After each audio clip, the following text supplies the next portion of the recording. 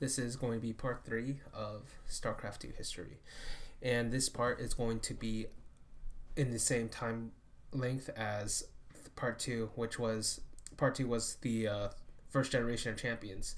It's the first 3 GSLs in 2011 with MC, Nesty, and MVP each getting a GSL and each defining in a way how we all thought about each of the races from that point forward, except maybe in the case of MC once Rain comes into the scene. But even then, MC's innovations, particularly his understanding of force field and aggression, would still live on and is still it's still considered like a valid one of the most. It's like half of the equation. The other half is Rain to an extent.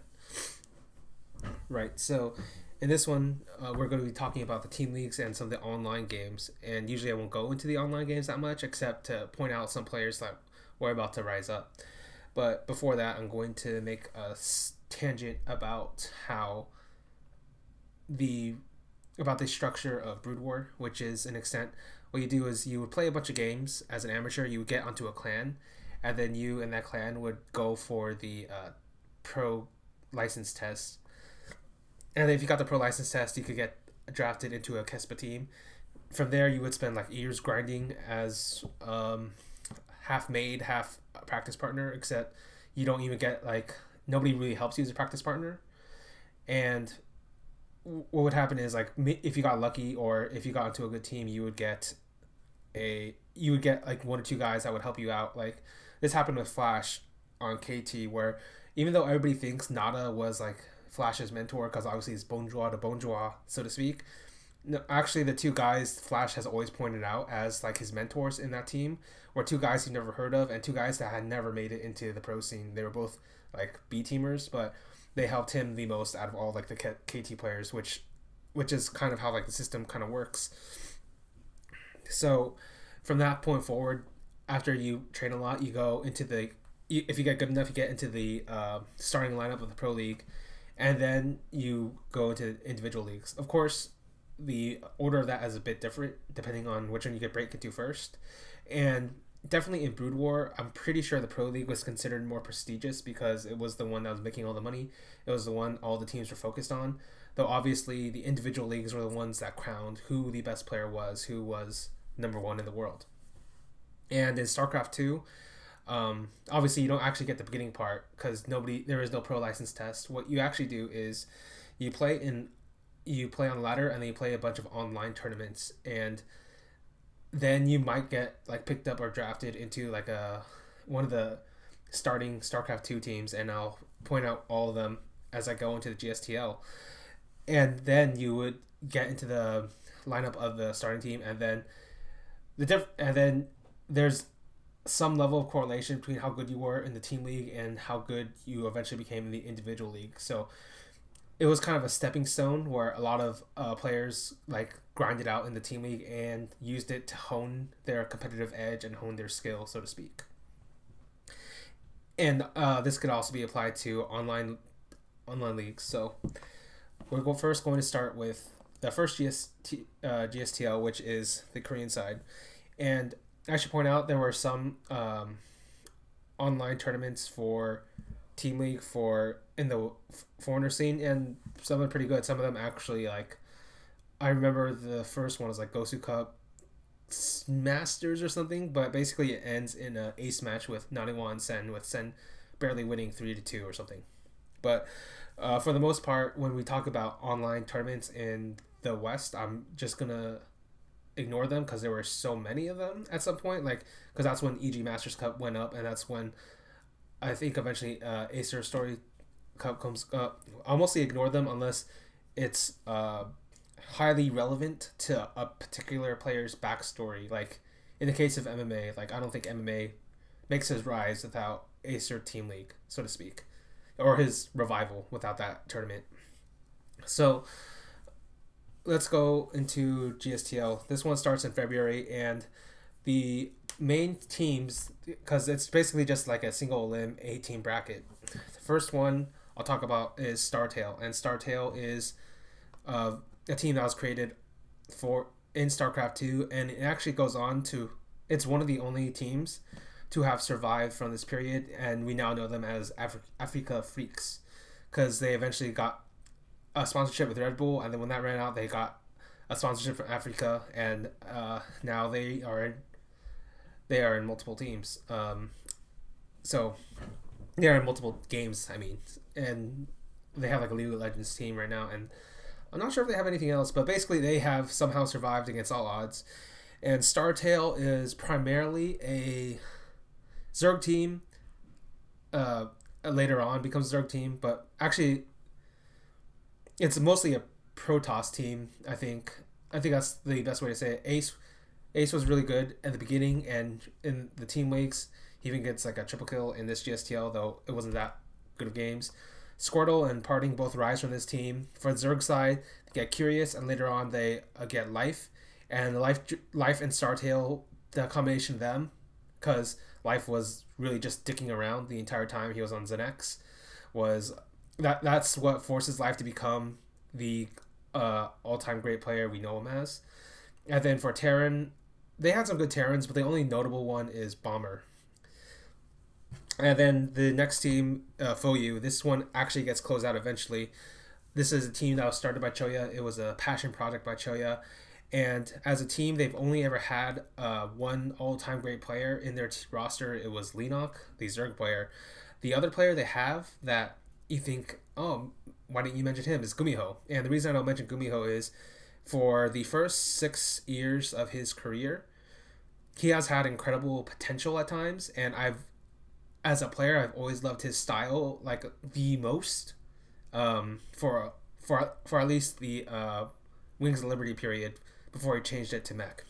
And he has always shown incredible skill in the team league, but he has never made it happen in the individual league until Legacy of the Void, where he finally won GSL against Sue. Fucking Sue. So for you, eventually we'll get a sponsor from FXO, and then it kind of shuts down. Like Choya is at some point like paying out of pocket to keep it running, and eventually like the team members tell Choya, you can't keep doing this, you have to let it go, and then they let it go. But as a team, even though they only have like one world-class starter in Lenok, they were hilariously successful to the point where even though I don't actually know anything about the coaching behind it or the decisions behind it, you have to say that Choya was arguably the most effective coach when it came to Team League, or second most. It depends on somebody else who comes into the scene later. Basically, just based off of the fact that he had less skilled players, but he knew how to use them, and he knew how to use the map pool in such a way that he could always get Lenok or Gumiho, his aces, on their best maps, and then win the Team League that way, or get pretty far in the Team League.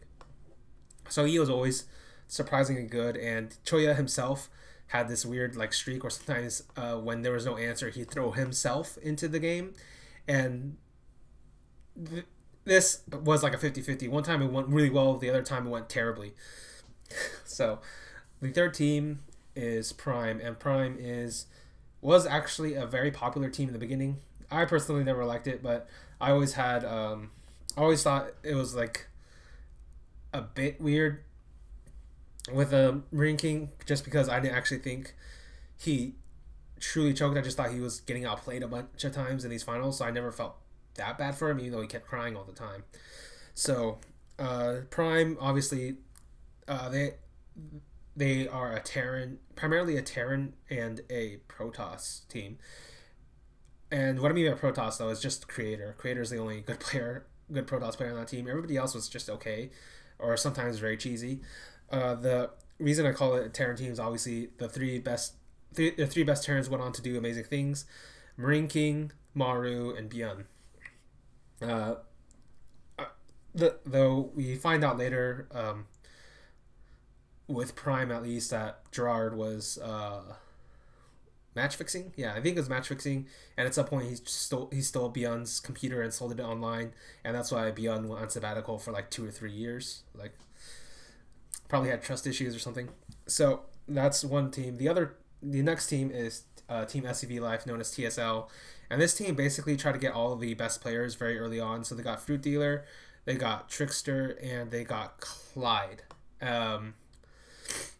And what I mean by they try to get a bunch of the best players early on is like those were like three of the more hyped players for each of those races.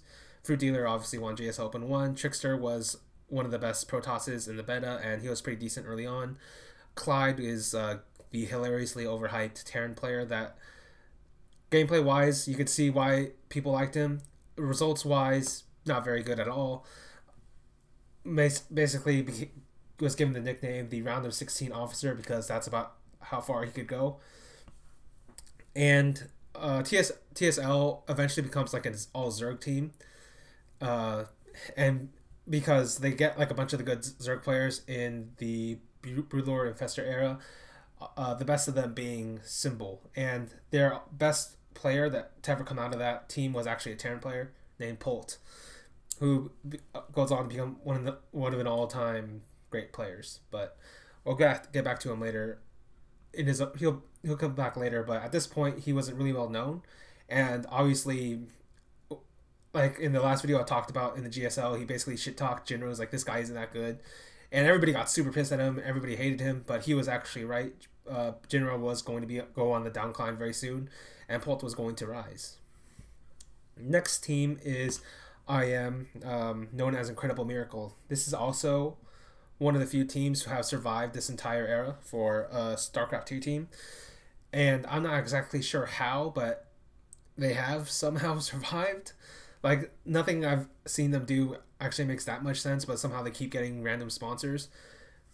But basically, Incredible Miracle was a team that had a bunch of good players. Obviously, they have MVP and ST, the two big title winners. But they had a bunch of like very strong or above average players in the other races. Lucira, Yonghua, Happy, Yoda, the match fixer. A bunch of these guys like pretty solid overall. But they had this penchant of being really bad in Team League because the IM coach believed Team League was only made to help develop your B teamers, basically. But for whatever reason, they did go hard for the titles early on, so that doesn't really affect that point. And then the 7th team is ZenX, and ZenX is basically just like FOU, just like a fun group of players. A bunch of players came through that team and went on to do bigger and better things. Actually, if we're just talking about all-time great players, is arguably the best team. if you want to count Tasia and Life as their accomplishments or whatever, I don't, but whatever. What we do know is like that those are like the two biggest players to come out of that team, and ZenX would eventually go on to join StarTale, and that's like the creation of Life.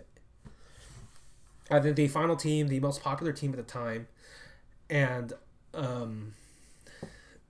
in its own way, like a meta-defining team is Slayers. And Slayers was a team created by Boxer, famously from Brood War, arguably one of the most famous esports players ever. Definitely has the most impact if you're not counting about like his playing career, because I don't even think like he was. I'm pretty sure he's like barely top 5 Terran just for his own race in Brood War at best. Like I love Uv, Flash, Fantasy, like those guys would probably be above him. Maybe there's another one. Oh, Nada definitely. So yeah, he's barely like top 5. So yeah, Boxer, easily the most famous Brood War player, and he created this team. For I forget why, but he named it Slayers. Obviously, a kick-ass name. And his original plan was to build around the team around two what he called crown jewels. The first we know now is MMA, and MMA was a player who was in SKT and he was practicing Brood War. And the backstory of MMA was that he actually wanted to be an MMA fighter, but he got an injury, so he couldn't do that anymore. So he put his competitive spirit into Brood War. And I Love Uv thought this guy was a legit player, but Boxer went up to his like, join my team in StarCraft 2, and MMA was like, yeah, I'll do that, because obviously everybody in StarCraft 2, at least among the Koreans, idolized Boxer to some extent. And then the second crown jewel actually refused the offer. His name was Dongwei-gu, and Dongwei-gu was a Zerg player on the ladder, an incredible Zerg player on the ladder, to the point where people were saying he might be the best player in the world, even though he hadn't even played actual like land match yet. And he refused the deal because he thought it was too risky to do, because he had to go to college, he had to go to school. What if he fails? Like, Dongwei-gu was actually pretty realistic about the entire thing. He's like, listen, I might be good, but that doesn't mean my skills will transfer to like online, to like a land match. Like, what's the point? What's the point of risking my like livelihood, so to speak? And he becomes relevant later on when we get to the third GSTL in May. But for now, this is GSTL in February, and those are the 8 teams. The highlights of this, I'm not going to go through every match. I'm just going to go pick out the ones I think are most relevant in history. So, Slayers in the first match, they actually get bopped out. MMA almost reversed all sweeps before he is taken out. So, all right, I guess I didn't explain how the GSTL worked. This one was all kill format, which is basically, just think of it as a Pokemon game. Both teams get to choose their starter, and it's announced like a week ahead of time, so the 2 players can prepare. And then after that, winner stays on, and so you can counter whoever comes out next. And obviously, like I talked about Choya a bit, but Choya was probably the best coach at this particular format of all kill, because he had the least skilled players overall, but he could figure out how his players like styles could counteract the opponent's player styles while taking out maps that were unfavorable for his ace player in Leenock or Gumiho, depending on which one he was going to use on that day. So that's what I mean by like MMA almost reverse all killed, because the Slayers went down 3-0. MMA killed 3 in a row before he got taken out. The most important match actually comes in the finals, where it's Startail versus Incredible Miracle, and Squirtle versus MVP. And this is one of the only times you will see mech used in like a high level professional match in StarCraft 2, in Wings of Liberty, in TVP. So he had MVP had tried to use mech, and it was actually surprisingly effective. But Squirtle was incredibly smart. He adapted pretty well. He generally played a mech game, and then he eventually like beat MVP, because it's like a typical mech thing where like you're a bit too slow, and the Protoss units are actually stronger relative to the mech units in open space. And eventually, this is actually kind of like a prologue almost of their eventual GSL finals in a way. But Squirtle beats MVP, and then Squirtle plays Nessie, and then Nessie wins. That second match wasn't that good, but this is the first time where we see like Squirtle, and Squirtle had also, I think, all killed Foyu, and so he was hyped up as to become like a potential great, and he would eventually become that. Like, I feel like among all of the players, like he might have been the most hard done by history, because of how little we remember how great he was at his peak. But I'll get back to that later when we actually get to that point. GSTL March is the next month, and this is the rise of MMA. This is the time where everybody looks at MMA and they realize this guy will be a champion one day. And the reason we think this is because MMA becomes the ace player of Startail, and I mean not Startail, of Slayers, and he and Slayers like make this great run, but every single time it gets to like an ace match, like MMA would win, or MMA would get like a triple kill. Like their semifinals versus Startail, he got like a triple kill on Startail. And then this is also the first time we see Bomber, because Bomber comes out and Bomber beats MMA in like a very good TVT, but then Ryung comes out and beats Bomber in the TVT Snipe. And this is and I guess I'll talk a little bit about Ryung. He becomes more relevant later on, but basically Ryung is a TVT specialist, but he's also a player. Like, if there was he's one of the players I pick out to describe how important patches, expansions, and metas and styles are, because his style was incredibly focused on positional play, and so The second positional play got nerfed essentially from into Heart of the Storm, and the reason it's nerfed in Heart of the Storm is because mutas gain regeneration, so you can mask them up. So all of a sudden, like there's a shitload of mutas everywhere all the time. Phoenixes get more range, including lift range, I believe. Final, you get like the Mothership Core coming in, which sort of like expands the defense of the Protoss space without much effort. And then you get the Turbo Medivacs, Turbo Speed Medivacs, which is arguably the most important point here, where because Ryung was a TVT specialist, his positioning was such that he was able to outthink where you should go.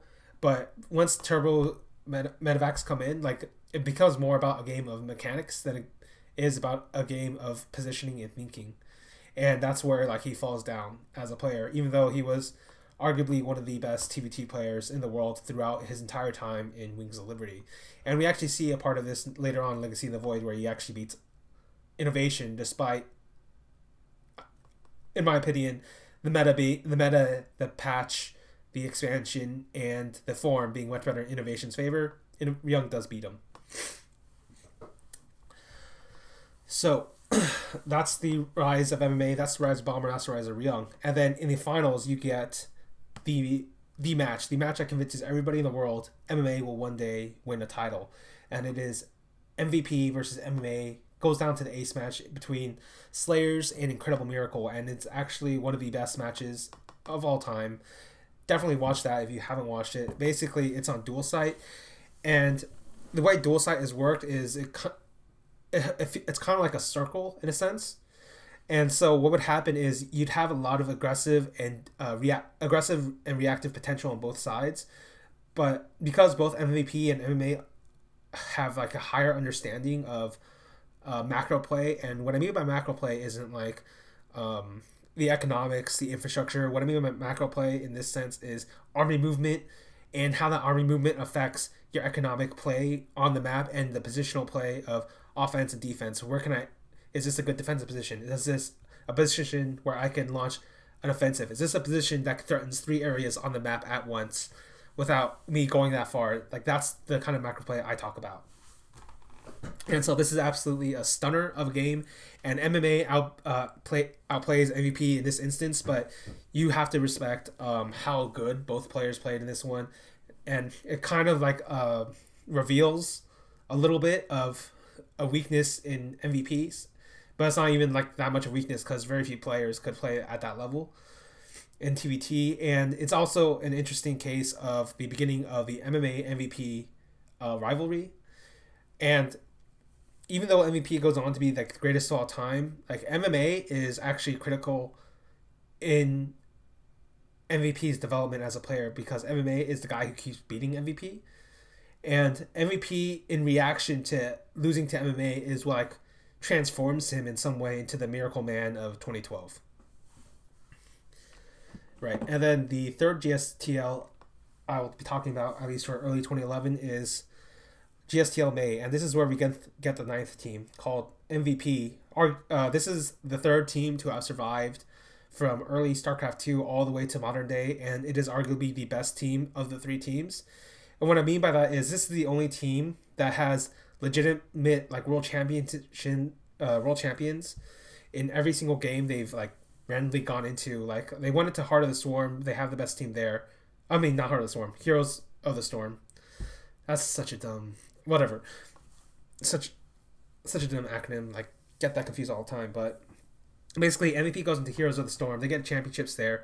In StarCraft 2, obviously they were GSTL champions, and they moved on to like Dota 2, where even though Dota 2 basically had 10 players total, they were still able to win a title and get to like top 6 of TI with just Korean players. That's pretty fucking amazing, and is arguably more incredible than like a bunch of the Korean teams in League of Legends, despite having way more money and infrastructure in a sense. And so when you look at like MVP in the modern day, basically this team, for whatever reason, has gotten the best value out of their players per capita in a way. Like they have gotten way more results per dollar they've put into every single player. So they are incredibly good at scouting. And the reason I'm emphasizing this so much is because the coach, forget his name, I'll actually go look it up, but the MVP coach, I think it might have been Choi.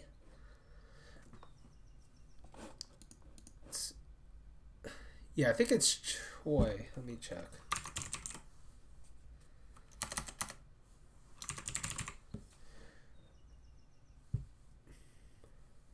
Well, whatever the case, basically the coach of MVP goes on, and he's the critical piece because it's not that he's like an incredibly great talent scout. It's that he finds the guy who is the incredibly great talent scout, and he's also the guy who ended up getting the teams that would become Samsung Blue and Samsung White in League of Legends, and then sold them off and did all this crazy shit. But in StarCraft 2, at least, basically he did what Boxer could not. He got Dongwei. And the story of it goes like he went to Dongwei 3 times. He went to Dongwei first time, please join my team. Dongwei's like, no, come on, man. I have a future to think about. One second time, it's like, no, man, I have a future to think about. And then the coach was like, oh, you're so good.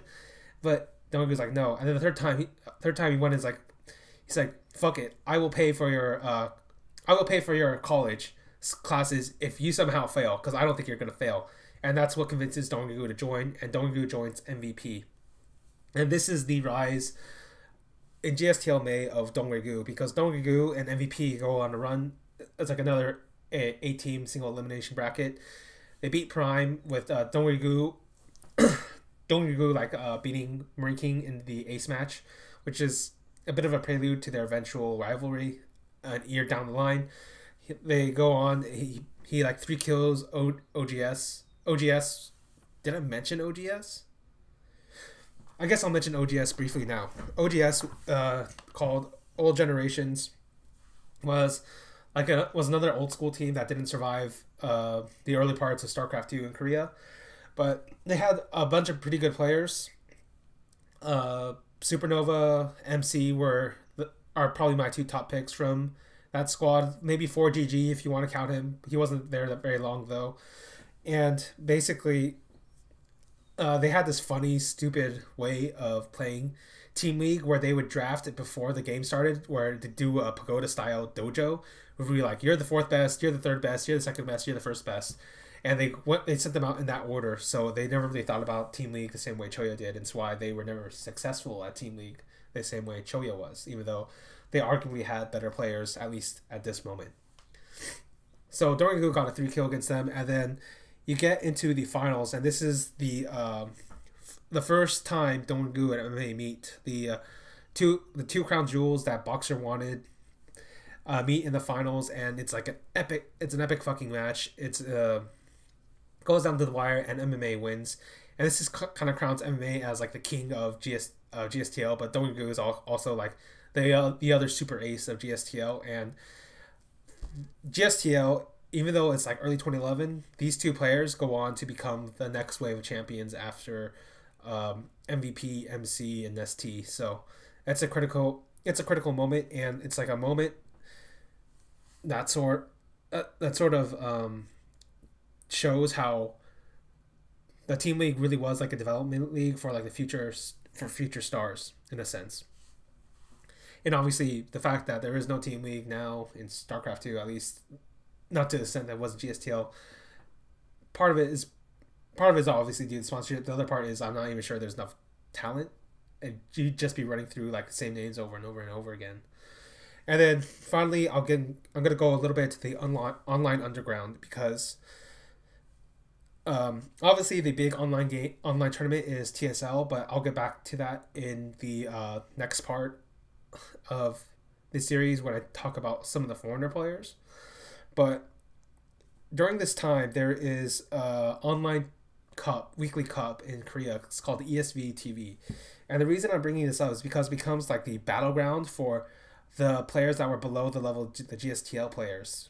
And usually I wouldn't even mention this except like 5 players come out of there that like have some crazy effect on the game in some way.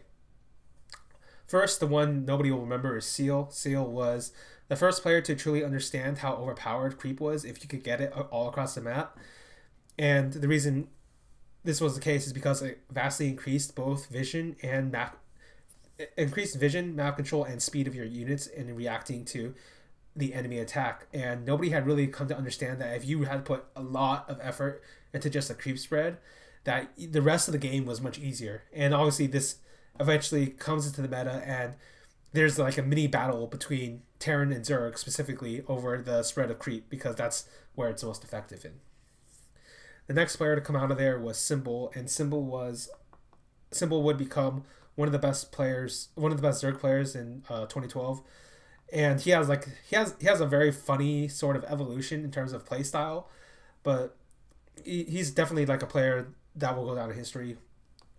Probably not as an all-time great, but definitely somebody that had to be beaten to be called an all-time great.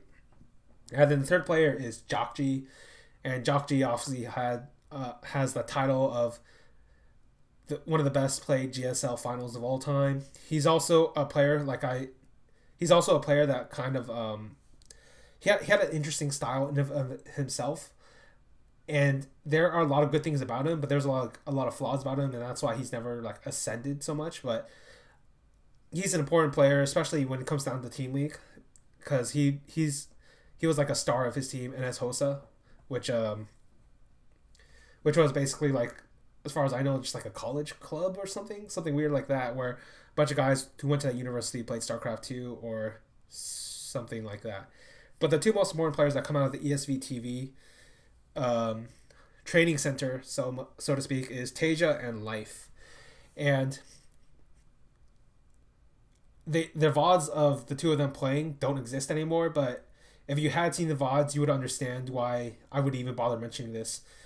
Both of them had the exact same styles that made them some of the all-time greatest players we've ever seen.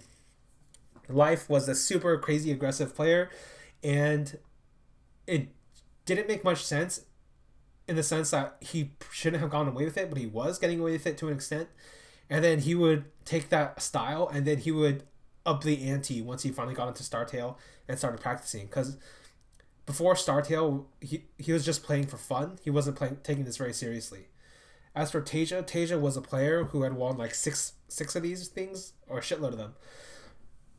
And Tasia was a player where like he is probably the most misunderstood Terran player I've ever seen, in the sense that nobody really understood the subtlety of what he was doing a lot of the time. Because the best way people would describe him as like a standard Terran, like he doesn't do any mistakes. He plays pretty solid. He has pretty good mechanics, but there's like nothing that special about him. That's kind of the narrative around Tasia back then, and that's kind of like a misnomer. But it's also the fact that like you'd have to understand what he was thinking. It's not like I understand it. It's more like I reverse engineered what he was doing, and what he was doing was Tasia actually had some very strong understanding of cost efficiency. That's probably how I'd say it. Like he could figure out in any particular position, in any particular scenario, what the chances were of any particular action, and their success rate. So there are times where he would go attack, but every time he would attack, it was because at that point in the game, defending and playing for the macro game was no longer a high value option for him. Whereas most of the time though, it was a high value option for him, and that's why he very rarely attacked. And Tasia was a player who he could capitalize on mistakes incredibly well, and that was almost his entire game plan in a sense, is because somebody once described it as StarCraft 2 might be a game where you're trying to minimize mistakes, but if that was the case, then Tasia was the all-time greatest player because he made no mistakes. And that was like the entire point of Tasia, was he would let the other players fuck up, so to speak, and then he would take over the game. And I'll get into this more when I actually go into like Tasia's career and Tasia as a player, but basically everything you needed to know about Tasia existed already. It was just in those online games, which no longer exist because I think a lot of them are on 3D. And as far as I know, like the only people that have watched these games was like the the group of people who was watching ESVTV, because like I said, it's like incredible minority of a minority. The Team Liquid guys, apparently somebody tipped off Nazgul, was like, this guy is legit. Slayers probably knew about it because obviously he was in the Slayers team, and Orb. And actually, this is like a funny story. Nobody will remember because the VOD doesn't exist. But basically, Orb had once asked Sella why they had never like fielded Tasia except for one round in GSTL May where he all killed Zenex, which was his former team. And Sella's reply, Sella was the coach of Slayers at the time, was that nobody in Slayers thought Tasia was that good. I don't know. So that's just a funny little anecdote, and I did confirm it years later with Orb. So that's pretty funny. So basically, that ends the rise, this era of GSTL, and then this marks the rise of MMA, Bomber, Dongwegu, and it foreshadows the coming champions one day of Tasia, Life, Jock G, and Symbol. All right, see you guys later.